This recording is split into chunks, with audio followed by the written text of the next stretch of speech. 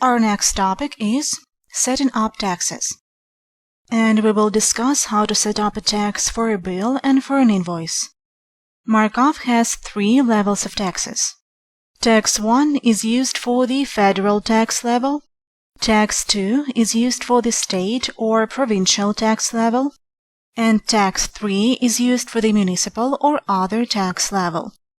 Taxes are calculated independently for each of the 3 levels. To set a tax for a bill, you will need to create a tax group. There are 3 entity tax groups, 1 for each tax level. To create a tax group, right-click the tax group field and go to the Entity Tax Group Update. Select New and enter the name in the description.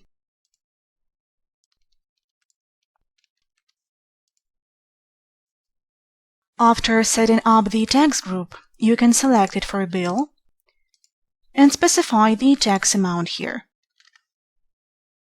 Now, let's take a look at the invoice where the tax was added to the item value. In Mar-Kov, the tax amount is calculated based on the tax rule.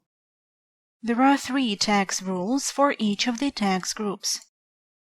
To create a tax rule, go to Master Tables, Miscellaneous, Tax Rule Update. Let's examine an existing tax rule. To calculate the tax on the invoice, Mar-Kov takes into account the entity tax group which belongs to the customer and the item tax group which belongs to the item. And then it checks if this condition is true.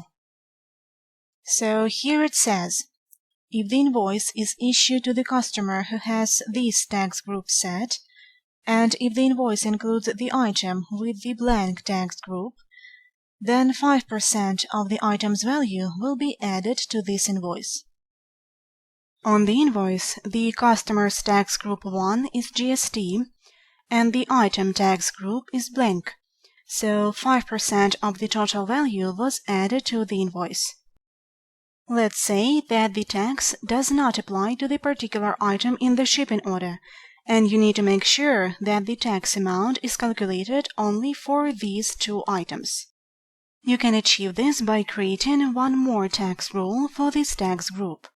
Here, the item tax group is exempt instead of blank, and the rate is 0. This way, when you set GST tax group on the order, Mar-Kov will make 2 separate calculations. One calculation is for the tax rule 15 that applies to the items with the blank tax group, and the second calculation is for the tax rule 16 that applies to the item with the tax group exempt. And on the invoice you can see that GST tax was not calculated for this particular item. You can set multiple tax groups on the shipping order. In this example, tax groups 1 and 2 were used, and these tax rules applied. Finally, you can always set or change the customer's tax group on the sales order. Pick the appropriate tax group on the Other Info tab. Keep in mind that the tax rule must be set up for this tax group as well. Let's review. We have discussed how to set up a tax for a bill and for an invoice. Thank you for watching the tutorial on setting up taxes.